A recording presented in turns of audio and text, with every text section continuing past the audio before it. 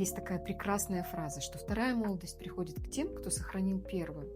Так вот, сохранять первую молодость очень актуально лет до 35, а вот потом уже наслаждаться тем, что вы ее сохранили.